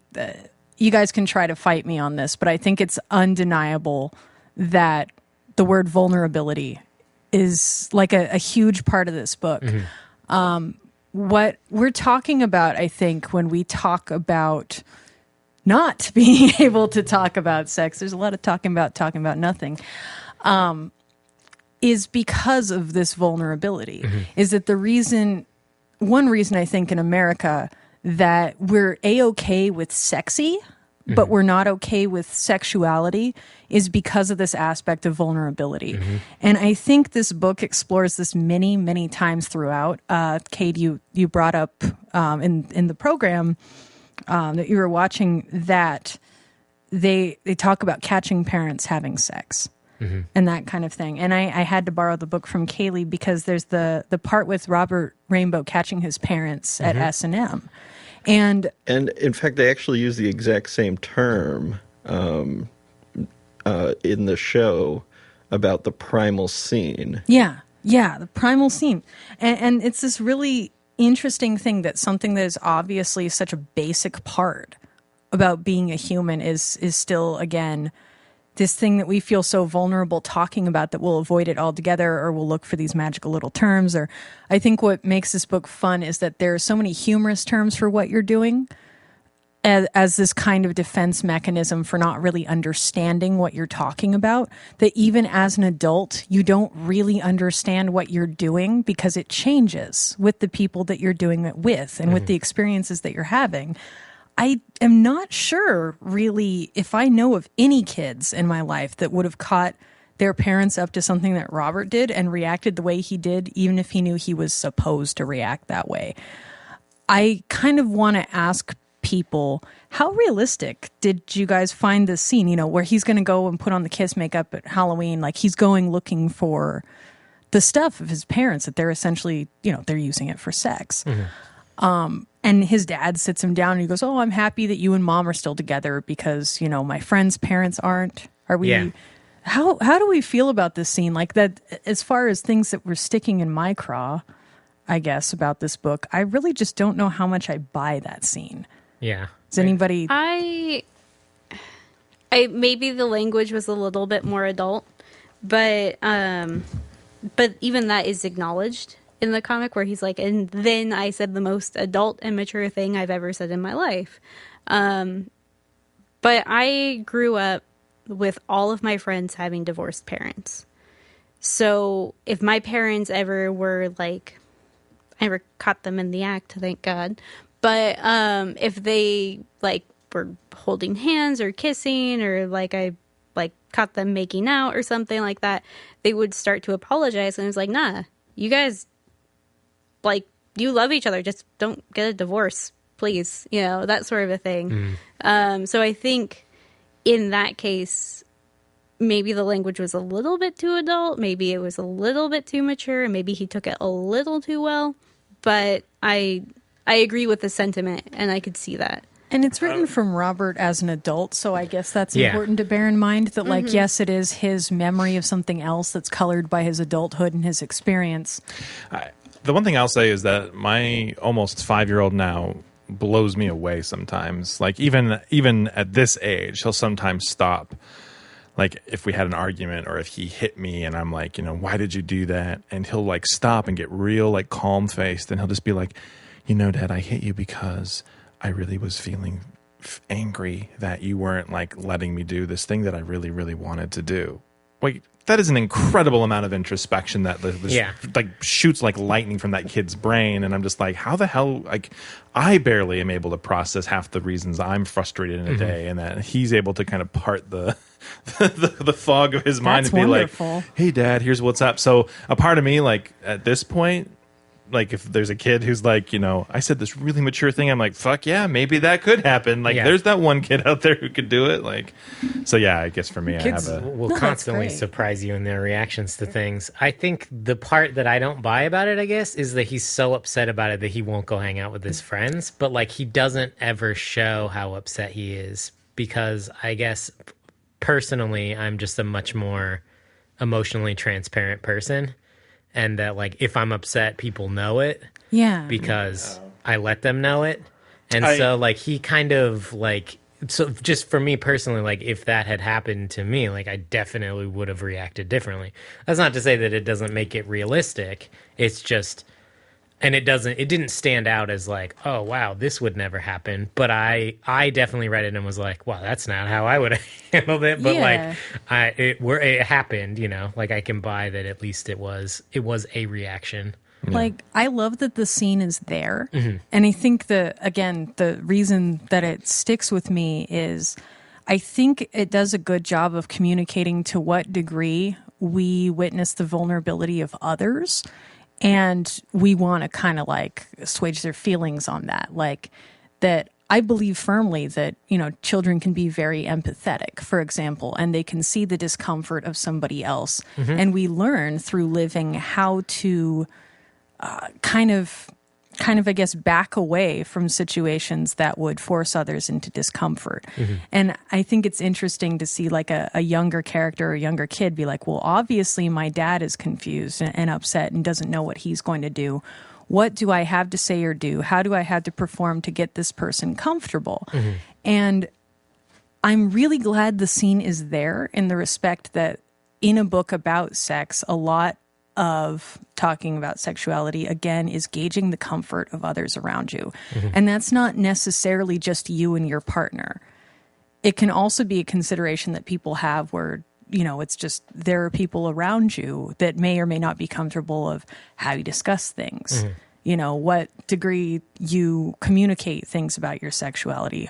I've watched many people kind of like, if you start talking about your relationship to your partner, it's like, I've seen people watch faces. There's a degree of empathy that happens in this that I think even the most frank and liberal-minded person in the subject of sexuality also has to learn at what point they back off for the comfort of other people. Yeah. I don't know. For some reason, that sticks with me really strongly just in the theme of vulnerability in this book, as evidenced by John talking about his mental health, about, this whole lack of synchronicity thing, this whole when does society talk about sex? In not talking about sex, how are we making ourselves more vulnerable because we're ignorant? Yeah, there's definitely ignorance parallel there, because being vulnerable emotionally is, very relatable for a lot of people. Everyone has felt emotionally vulnerable at one time or another for whatever reason, but not everyone feels physically vulnerable. Yeah. And so certain characters in the book go through a physical vulnerability or an intellectual vulnerability in different ways. I think it's important that like all of that kind of vulnerability is represented. How relevant do you think it is that it seems, in regard to this physical and emotional vulnerability, that so much of the physical vulnerability to me seems to be carried by female characters and the emotional seems to be carried by male? I mean, are we noticing this? Or am I wrong? I mean, I think I think it certainly is proportionally true. I think there's a couple of female characters, like the head of the sex police, whose name is Keggleface. Who seems to actually be the inverse to a certain extent, as far as she's been portrayed. But I think that also is maybe a cultural touchstone that non-Americans might not resonate with as strongly, in the sense that I think that's very true to the American dynamic in particular, or at least the Western world dynamic, which is that, although I don't know, it seems to me that from what I've heard, Europe is better about this, but like men aren't taught how to cope emotionally. Men are told that there's these certain expectations around sex and, things about performance and all of these things and how they're supposed to do things and what they're supposed to look like and all this stuff in one way. But that's not necessarily the same as women, who have emotional baggage that they're handed, in addition to the physical fact that then if men are not emotionally capable of rendering their sexual feelings properly, then they're using their size and their power and their aggression and their whatever. And that it's funny because as you were talking more and more about vulnerability, I realized that the sex police are actually almost an analogy or representative of that weird, literally sexual policing, right? Like, no, this is the way you're supposed to be. Like, you're gonna fucking ruin it for the rest of us because you've exposed our dom club, and now everyone's gonna judge us. And what does she even say? Like, they're gonna fucking lock us up and dissect us and do all this bullshit because you guys can't like fucking keep it in your pants the way we think you should keep it in your pants, right? And like that's a seriously huge undercurrent to at least that's the only one I know, really, the American sexual dynamic. Yeah. I'm really interested in the sex policing thing in that regard, and as well with this vulnerability thing, how you've got you've got one side where John is talking about using Cumworld in this way to like explore himself and his vulnerabilities. There's the point where he starts out by wanting to look at this girl in school and really just kind of like enjoy himself in that regard. And it's really more, although he has the sexual thoughts at the time toward this girl and stops himself and goes, oh, that would be wrong. It eventually evolves into this like emotional kind of journey of taking the pictures of people at points that they're vulnerable. Yeah. And then you've got on the other side this story about, entering porn, stuff like that with Saint Cocaine, I think it is, where she's talking about, again, this physical vulnerability through porn and how it's another woman that communicates this idea of care and kindness and attention to physical vulnerability in sex. I'm interested where these things kind of align. Well, I think a lot of the policing, the sex police too, ties back into what Kaylee brought up first in the episode, which is it's that pulling back of the veil. The sex police are policing them and saying like, you shouldn't do this, blah, blah, blah, as Brant brings up as a metaphor for actual sexual policing being like, it is done this way for this amount of time. You both feel great and then it's done. And in no other way can it work. And like pulling the veil away demystifies a lot of alternative methods of sexuality, sexual intercourse, foreplay, whatnot, the fun times that are had in the sexual arena that don't get talked about. That literal pulling the veil away of like exposing everyone is also another part of vulnerability too, because no one likes their dirty secrets like brought out in public. I do think this book is somewhat of a letdown in that it focuses primarily on the heterosexual sexual experience, and that although John and Saint Cocaine both admit, actually I think Suzy admits to having relationships with people of the same gender as well, it seems to still be they're playing it a little safe, I want to say, by just going for like, in a book that should be, in my mind, about demystifying sex in all of its incarnations. Well, I it's how still far are feel you like allowed it to is go? very... Yeah, I know. And There's right, still and this like, thought of like, how far are we allowed to go with sex, even in a book that's about why do we limit sex? I guess from my perspective, it would almost seem disingenuous to just like vomit every possible every pre and post conceived notion of what sexual pairings or not multitudes could look like. And I feel like, you know, if the intention was like, here are two relatively authentic people who have had what could be considered a relatively normal, if not slightly abnormal, sexual history, because they did dabble in other sex relationships and other things because of this uniqueness to themselves. But Saint Cocaine, isn't that right? I mean, the whole premise is that she literally never came until she was with a woman, and in a very extreme circumstance. Like that's a notching up. I mean, even by the time the sex police show up, and like the notion that the sex police, or at least the Kegel face, is able to get into the quiet via a very different relationship with her sexuality. I think there is a constant kind of and in issue 11, I think they kind of break another barrier. So I feel down, like it might be more thinking about like nesting dolls. Like he's pulling each one out. Like he's gonna get there. Yeah, but I think I hope so. I hope you're right. Like I kind of get the feeling that he could. You know, he's... if they're trying to be super conscious, then it just makes sense not to be like, and then, you know, like sometimes there's orgies and all this stuff. And it's like that's gratuitous for the way you're plotting yourself. Like it might make sense eventually. Well, I mean, I guess it got to the point where Saint Cocaine is now part of the sex team, and they don't enter the realm of group sex. When it could have been very easy to do so. Which was a really interesting choice, because I actually assumed that was what was going to happen, was that she was going to be like, well, how do we all synchronize? And then it was literally going to be like out of a porn movie. Right. Where it was going to be like, well, I guess we'll all have to have sex together. Right, and instead they're texting each other during, which is not only difficult, but seems like the worst way possible. Germy, why not they just stay in the same room? I mean, even if they're not going to bang each other, it's just easier to like communicate. It brought up a lot of like plot, not holes, but like, you know, divots, potholes in the road of the plot, which could have easily been averted by like, they just do it in the same room. But I think that's also a thing that people do. The thing is, if they're not comfortable with it, they're not comfortable with it. And but the discussion doesn't even occur. Well, it seemed pretty clear to me, at least, that because of John's past sexual experiences with his knowledge of Saint Cocaine, that she had already, when they like went to see her in her office, had kind of been like, this shit again. Somebody figuring out they're a porn star. And so I feel like that couldn't have even really been on the table, because like two factors. First being that like John was very, very aware of her sexual history in the past. It's documented literally, like, you know, what she was up to. The other thing being, when we're talking about risk in writing this, like, I wonder how quickly people would come down on two male authors immediately taking this a direction of, yes, of course this man's going to have like a threesome with two women.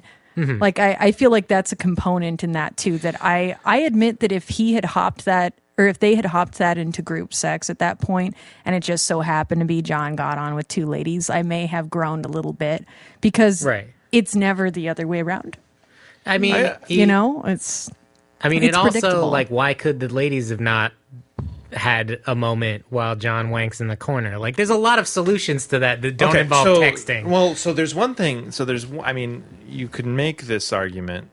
I mean, well, this is the part where it's, as much as it's been explained, there seems to be a correlation between the intensity and the connection attached to the sexual act and how long the quiet Cumworld whatever lasts. So arguably, if he's wanking it, he won't stay as long, or some other weird thing will happen. But that's not been a cool plot device. But that's not been well explored. But I actually found it really compelling, because I thought it revealed this what I think is actually a kind of an interesting truism about people, which is that they're much more sexually modest, and broadly speaking, people are more sexually modest than they would even claim to be. Like there's some movies like that, like The Girl Next Door I'm thinking of, where it's like, I'm gonna fucking bang a porn. Actually, no, you're a human, and we're not gonna glorify this, and we're not gonna do whatever. So I almost found it believable that she was like, either find me a group of people or I'll do this myself. Well, Right. yeah, St. But Cocaine made it specific that Yeah. she had a ridiculous, well, not ridiculous. There's no such thing as ridiculous in that. But that she had a taller order Yeah. necessary She for needed her a to lot get of where she needed to accoutrement. get. Yeah. And They put that on there. I guess I feel like I wanted that conversation. More explicit. I guess I wanted the the conversation logistics to of it being happen more because I think it's important to discuss that kind of like Negotiation. It's not only in is it that, about too. negotiation, but it's about vulnerability and not wanting to feel vulnerable in front of certain people. Or Yeah. like Yeah. maybe John didn't want it because it's the whole like don't meet your heroes thing. Or like I think Yeah. there's interesting conversations that Well, could have happened wasn't- in that scene that just got glazed over. Because When it was talking like, about whatever. her past, didn't they say she acquired HPV? No, During- that's the girl who teaches in the bathroom. Yeah, that was Oh, Susie's okay. friend from Right. school. Yeah. Who's having sex with Rainbow in the car? Yeah. Well, most porn stars do have a number of sexually transmitted, Well, yeah, sure. transmitted diseases, it- so it could it have also happens, yeah. been a matter of safety. Yeah, and I guess, And even then, the a lot of discussion ways- of safety and Right. that would, I guess, that's a good point. But like the discussion of sexual safety and communicating those Mm-hmm. things to your partner could still have been a nice step beyond that.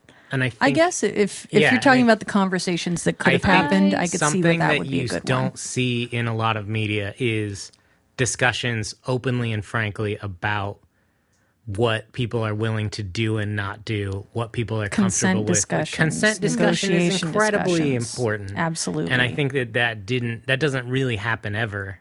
When you in have the to get book. whole campaigns together to teach people to ask people Right. if it's okay to do things to someone Right. sexually, then that means that there isn't enough conversation. on Well, a but let's regular not basis. fault Fraction and Zdarsky for not handling every single facet of human totally, sexuality. yeah. in there. Sometimes I think it's important to look at missed opportunities. Yeah, no, I think that's fair. Yeah.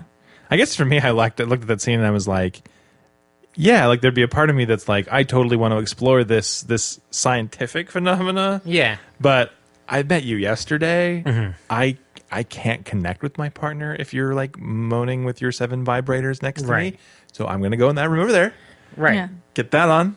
We'll text. It'll Yeah. be cool. I don't know. But The no, pure I mean, part I is just understand. funny too. Right. Yeah. Just it's purely funny to Yeah, think there is that kind of a- on some end that the discussion doesn't happen because Right. after all she's a porn star or an ex-porn star, but it's still really, really funny to kind of turn around and go, they didn't have this conversation about this possibility at all. Right. How funny is that after blowing up this whole idea that like, he was totally into her, when he was Although doing porn. this actually reminds me of something about the series that it's slightly disjointing. It's not a huge problem, and it's especially noticeable to me because I'm watching a TV series that does the exact same thing. I've been watching The 100, aka All Pretty People Must Die, which is that the end of the issue previous and the beginning of the next issue seems to have like a time jump where you can assume some level of conversation or exposition has occurred, but you don't know exactly what it is, but you Yeah. kind of are then left to kind of infer. And it's an interesting device, but I think that the problem I see with it is that sometimes it's hard, depending on what you're reading and getting out of it and everything else, it may take one reader versus another or one viewer versus another longer to be like, what are they doing? Like, why are they suddenly on this specific trajectory when it felt open-ended at the end of the previous? And I guess issue? I'm asking a lot of the book to fill in all of the gaps that every other piece of media has like let slip by the wayside and like talk about all of these situations that could come up and talk about everybody's kinks and everybody's type of love and the way everybody, I mean, like it's it's asking because a lot. it's so ambitious. But it's also because no one else is doing it that I want it Yeah. to exist somewhere in the same way that I can't remember the example. Oh, when we talk about Greg Rucka writing female characters, Right. how we want him to do all this stuff with them, and it's like it's only that those only become issues because Greg's the only one who's doing it? writing a lot of female characters, and they're like other people should have been doing it, and then it wouldn't be a discussion about Greg's writing. It would be a discussion about how people in general Right. write female characters. Sure. So I don't know. Maybe it's asking too much, but I think this is an ambitious project already, and they should It go is for it whole hog. Also, only 2 volumes right now. Yeah, So there's they're there's dense room. issues though. Yeah. They've a lot of covered a stuff. lot in Yeah. 2 volumes, so Yeah. I think that Yeah. there can definitely be a little gold star Yeah. on their lapels. Well, it's one of words, right? Harvey Yes. and Yeah, Eisner. I think this book was ruined for me a lot by the hype on it, which is another problem I have with it because I wasn't reading it at the time it came out, and everyone was like, "Oh my god, it's the greatest comic book ever written," and I was like, "Cool your jets." I don't know about that. I think it's really good though, and I do think it is important, and I'm glad it exists. Yeah, I really it's like it.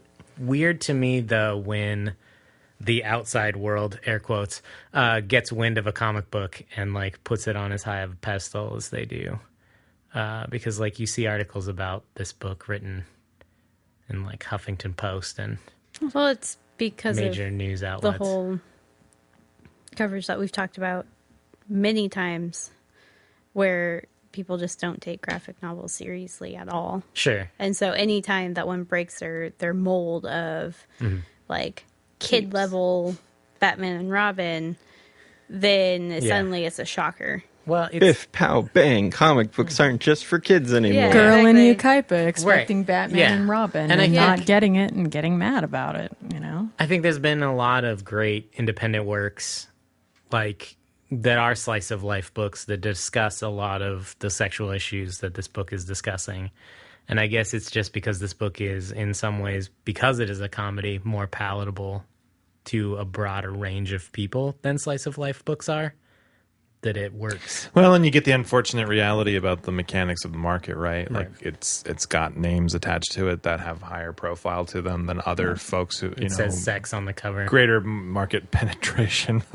But stuff like that where it's Yeah. like, I think music lovers and especially can, definitely empathize with that. Like, fuck no, that band wasn't the first, like the best band who did that. It was Yeah, this band absolutely. who only Right. played in Portland nightclubs between 1987 and 1992. Right. And how But- dare you not know And about how you them dare not first. know Yeah. that? Well, Yeah, sure. So it's like, I think unfortunately that always kind of comes up in this sort of market. Did you guys want to talk about the art quickly before we move on to Rex? Good stuff. Gorgeous. Yeah. This book would not exist without the art.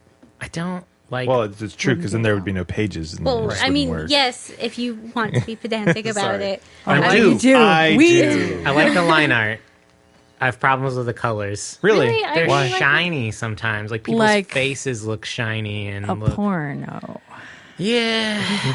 Okay, sorry. Like they're Cumworld color, though. glitzy. I love the Cumworld Cumworld color. Like, I think that's like... I think that the effects that are put over the colors are great. I love the blurring fuzziness in those Yeah. because that is so commonly a technique in pornography, Whoa, especially yeah. quote art porn. Right. When it's like, you don't favorite actually kind well, yeah, no, it's like you get those things like where they're, Vivian Yeah, it's like super whatever. soft focus Yeah. and like well lit. It's like daylight and Because everyone's it's like you wearing don't want to clean see the clothes. whole truth. You just It's want to see the not a- parts you like. It's not a truck you stop know? bathroom.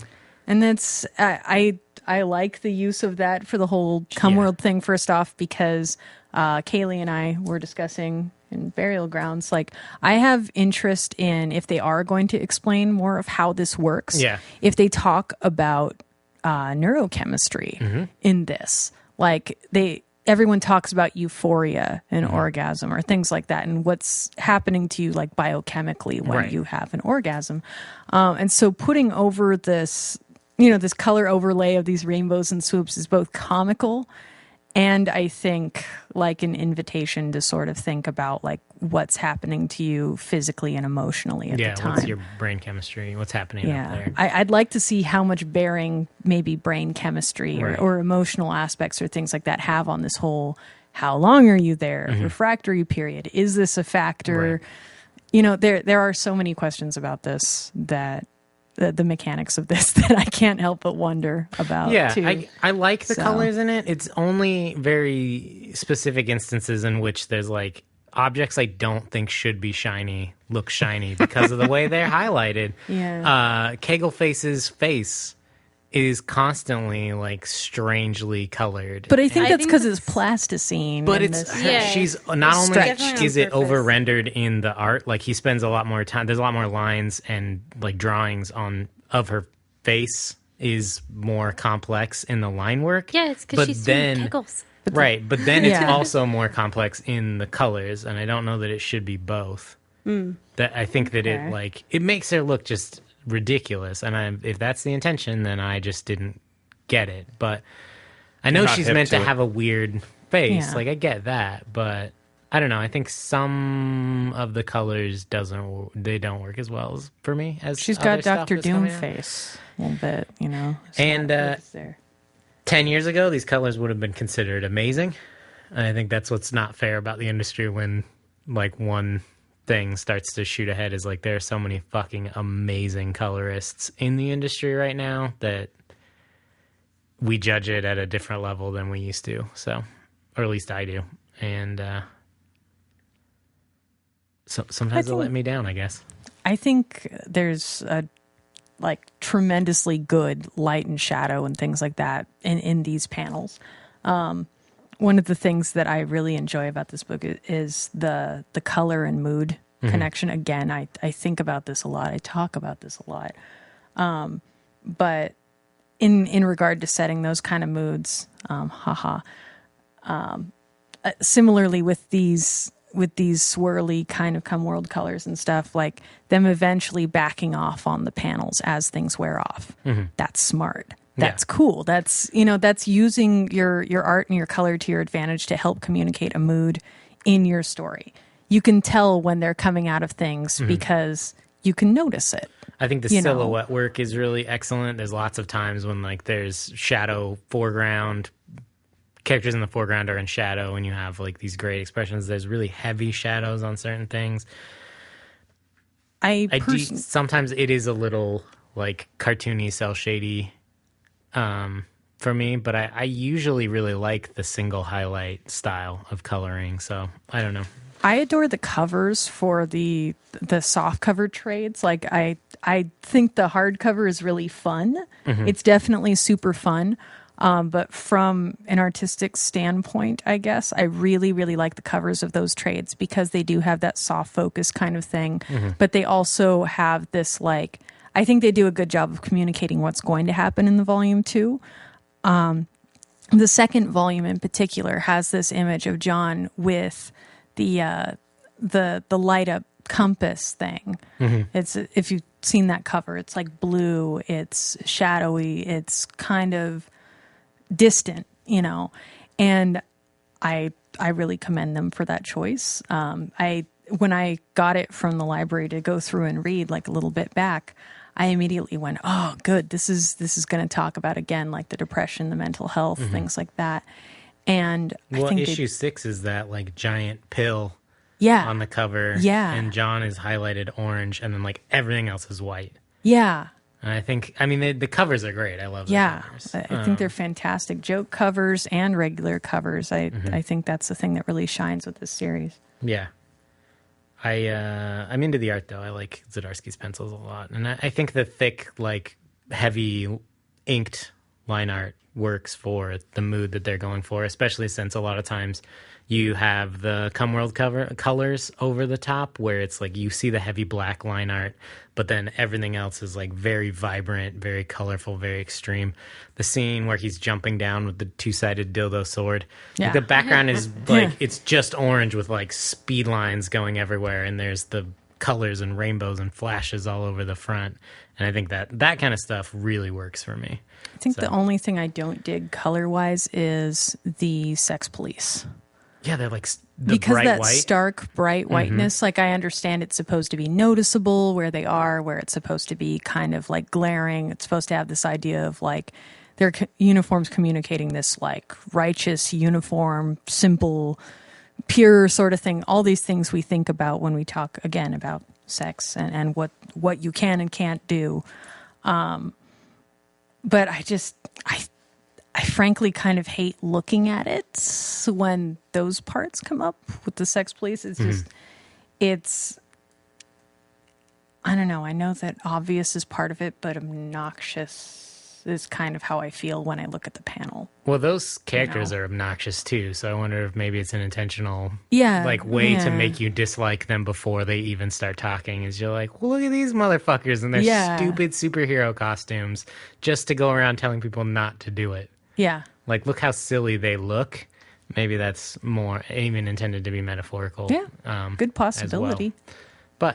But in the Big Hard Sex Criminals one, there is actually the Macon Sausage section where Chip lays out all of the steps for his art, which Brandon pointed out, and he was actually the one that asked me to talk about the cover, and I said Brian on accident. how dare you? I know, I'm just awful.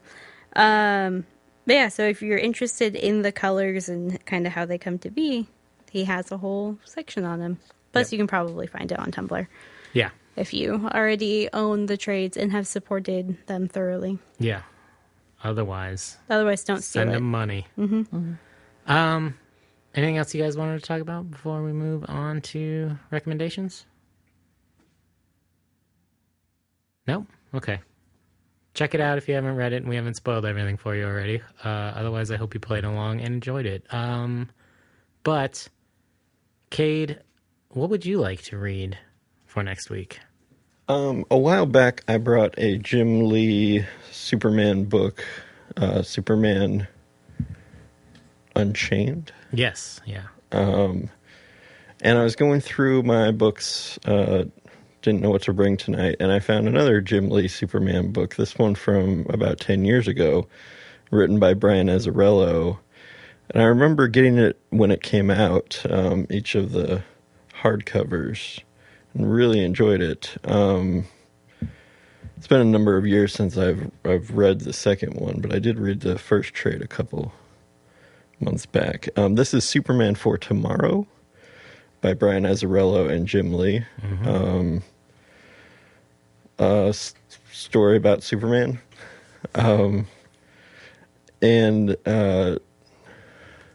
Pre-New 52. Yes. Pre-Infinite Crisis. Yes. Yeah. Oh, yeah. Yeah. There had been an event where, like, a bunch of people on the Earth disappeared, and 1 year later, Superman's still looking for them. Which is where it starts. That event was. I wasn't reading DC at the time. Yeah, I don't remember But it was probably this was probably early 2000s, right? Yeah, this was 2004. Okay.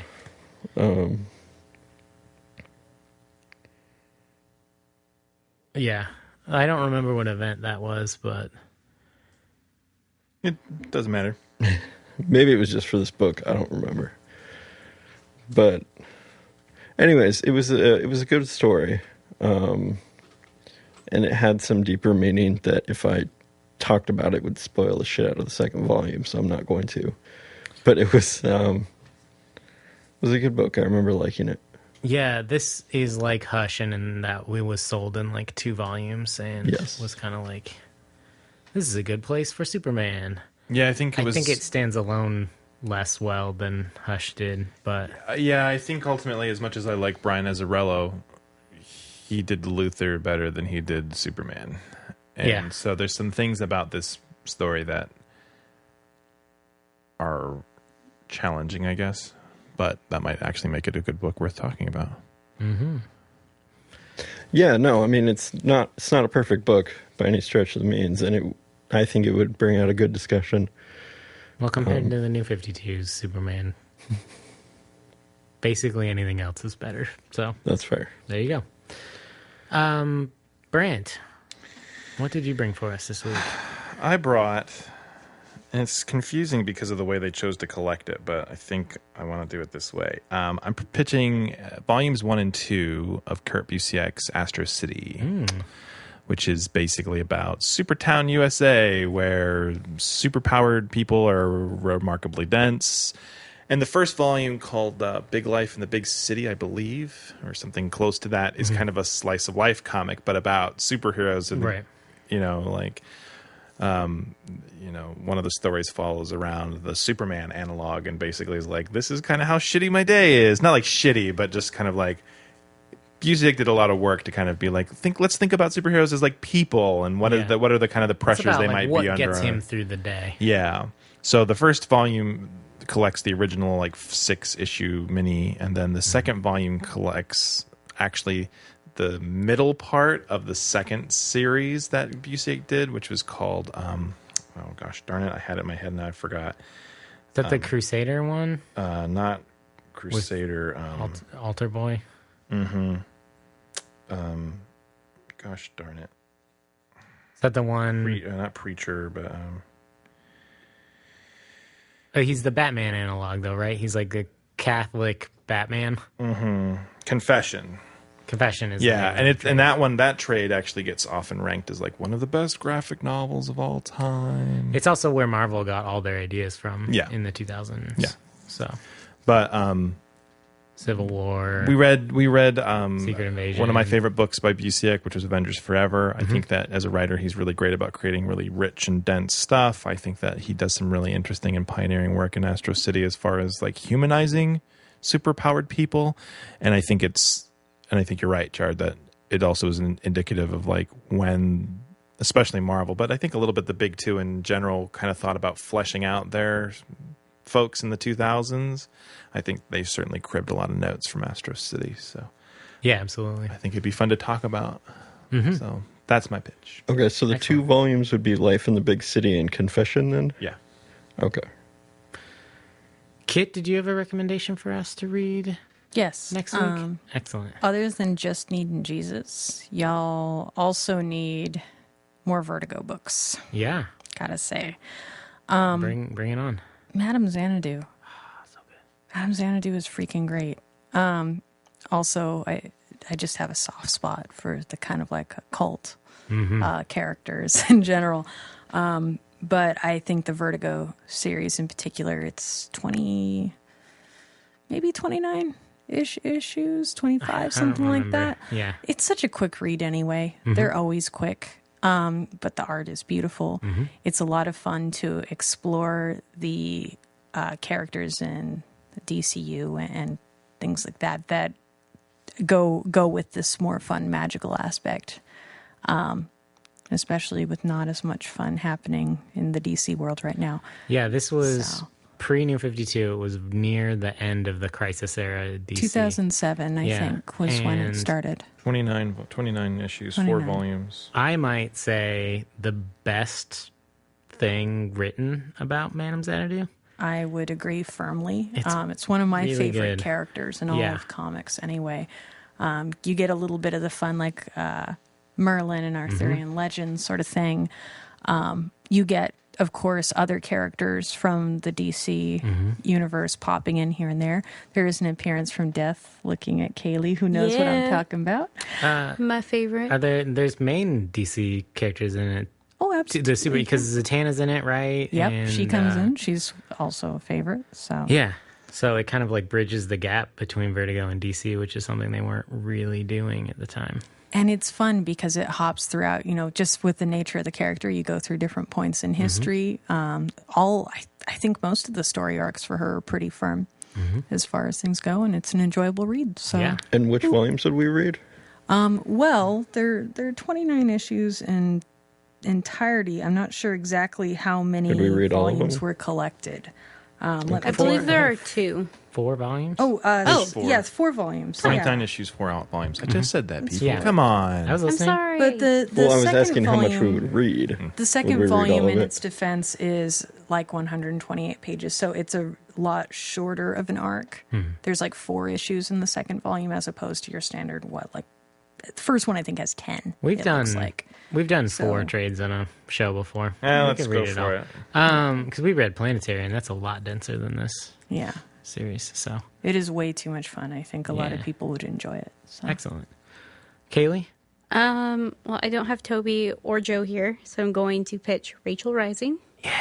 Because they can't vote it down. So good, too. Yeah, it's Lickety great. brown. So a young girl wakes up in a shallow grave, and she's clearly in there for a reason, and she's trying to figure out why she's there. She Written- has like a rope. She has like a rope mark around Yeah, her she has neck. a rope mark around her neck. Her eyes are. Her eyes are like bloodshot. She's very clearly not well. Yeah. And she's trying to figure out, at least in the first couple issues whether or not she is actually dead or if she's just not feeling well, and also happened to wake up in a grave. And I want to pitch the first 2 volumes. Written and drawn by Terry Moore. Yes. Excellent black and white. Good spoopy book. Well, and the art is amazing because they refer to the colors of her eyes or the colors of things, and you really get a sense just with the shading that things are off. And I think that's really hard to do with just black and white. And he does a fantastic job. Yeah. It's an awesome series. We talked about it it was the first episode of Out of the Fridge, which I was not on. It was the 1-year anniversary. We talked about the rest of the series on Out of the Fridge. And it's excellent. I love it. And it's still ongoing. So we will probably discuss it again this Halloween. So very fun. So it was brought to my attention that last week would have been week 52 in the 52 weeks of Image. However, I was dying. So this episode now will be the last episode of 52 weeks of Image. I made it through it, and it was not difficult. I still have many, many more Image recommendations to go. But I'm going to take a break for a while after this one and recommend some other companies. So I'm excited. But thank you, Brandon, for counting all of those for me. Hashtag #hashbrown chard #1 hash brown fan. And yeah, so this week I'm kind of cheating because it's a Top Cow book, but they are owned by Image, so there you go. It counts. Not cheating. I wanted to recommend this book, but we talked about it on Out of the Fridge, so I wanted to wait a while before I recommended it because I didn't want to talk about it again right away.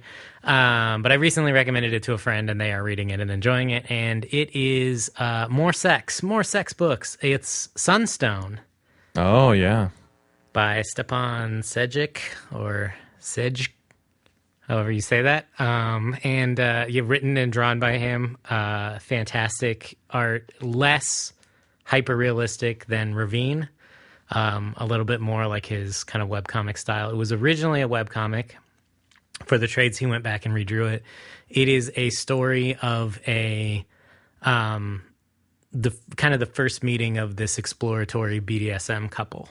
And they are these 2 ladies, and one is a dom who's never really had an opportunity to dom, and the other one is a sub who's never really had the opportunity to be a sub.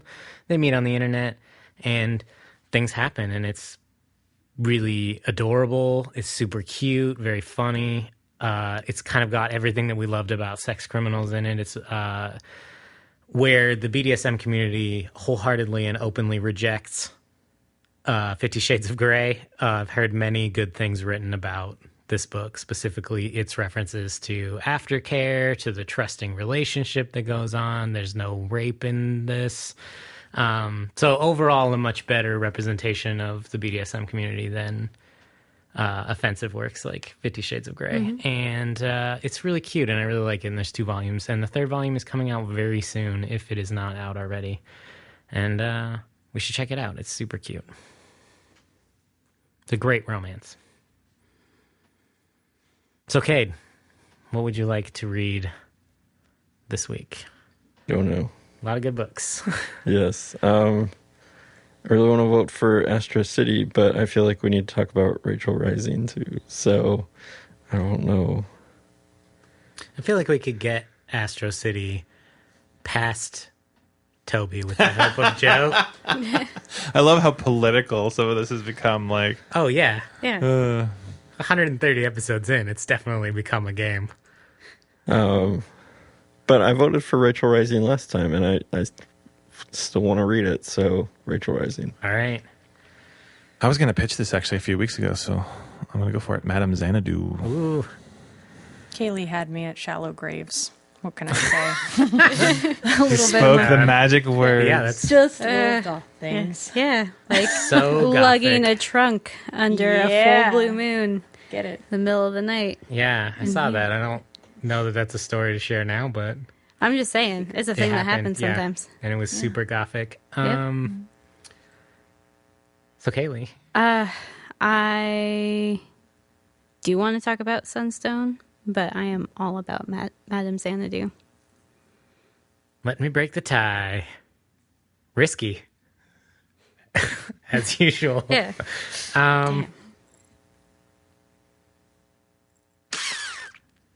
You're looking for me for you can't vote for my book.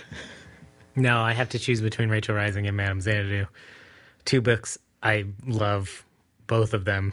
But I'm going to go with Rachel Rising. It's super good. And I would love to talk about it again. And I need an excuse to reread all of it because it's fantastic. And I'm sure we'll be back for some Madame Xanadu. So, Rachel Rising it is. Yeah. Volumes 1 and 2. I think there's 4 total out now, maybe a 5th. Yeah, I think, if I remember correctly, the second volume ends on a pretty good note where I think we could get everything that we want to talk about. If not, we'll send out an emergency tweet that is like, read more. Yeah. Surprise! More homework. Yeah, but it's a fun series, and we'll talk to you guys about it next time. But thanks for listening, everybody, and send us your questions if you have any about Rachel Rising, and we'll talk to y'all next time. Bye. Bye. Bye. Bye. Thank you for listening to View from the Gutters. I hope our recommendations have inspired you to go out and find some new comics you'll enjoy. Join us next time for a discussion of our selected title, but like every week, we encourage you to read all of the recommended books. In the meantime, please leave us an iTunes review. It really does help new listeners find the show. You can also like us on Facebook, subscribe to our YouTube, and follow us on Twitter at ViewFRTHGutters. Feel free to email us at contact@viewfromthegutters.com. Please send us any questions, comments, or recommendations you might have. Be sure to subscribe to our YouTube channel as we post new videos every week. And thanks again for listening. And as always, keep reading.